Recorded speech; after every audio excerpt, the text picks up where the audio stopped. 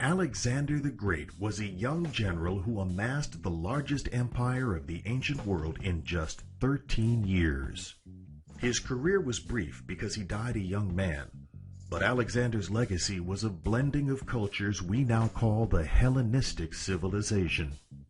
Alexander's father was King Philip of Macedonia. Macedonia is a mountainous land north of the Greek peninsula. From a young age, Philip trained Alexander in warfare, and by the age of 16, the young man was leading an army on his own. Alexander succeeded his father in power at age 19 after Philip's assassination in 336 BCE.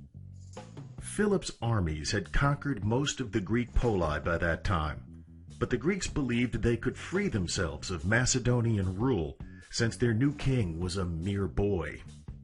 Alexander proved the Greeks wrong by leading an army that captured Thebes. The young general burned all but one home in the polis as a warning to the other Greeks.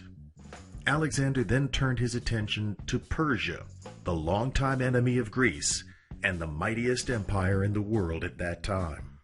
In 333 BCE, Alexander led an army of 40,000 soldiers, 30,000 sailors, and 100 ships into Asia Minor, modern-day Turkey.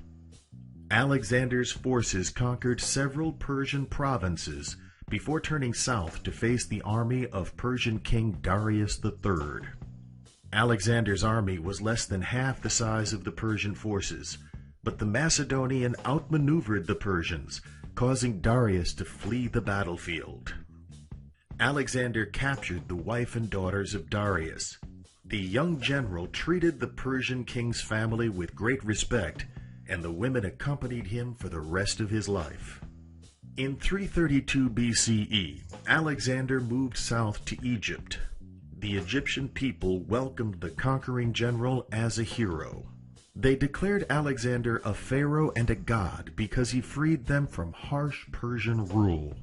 The young general founded Alexandria, a city that would become the greatest center of learning in the ancient world.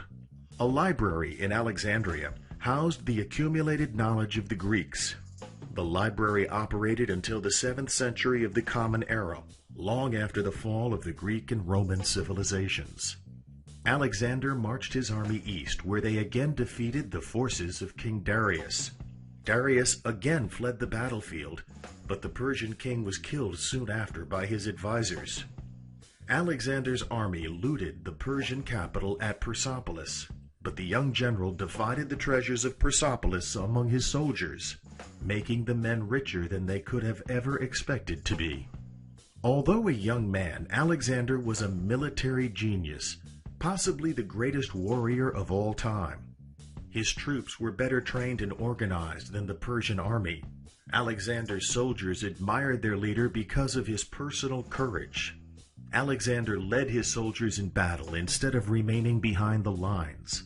The troops saw that the young general was sharing their danger and was not asking them to take any risks he would not take himself.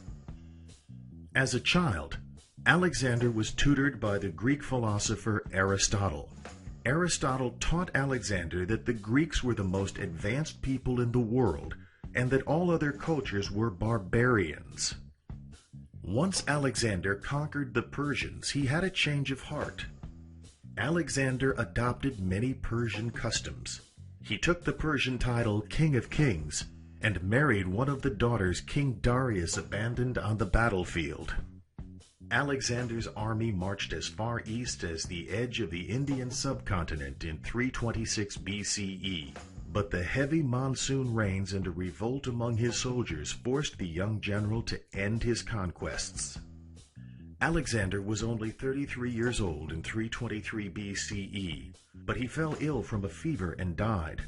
The great conqueror was too young to make plans for a successor, so the empire Alexander created in less than 13 years quickly crumbled after his death. Alexander changed the world, but not through his accomplishments on the battlefield. Alexander's empire combined Greek culture with the customs of Persia and the other lands he conquered.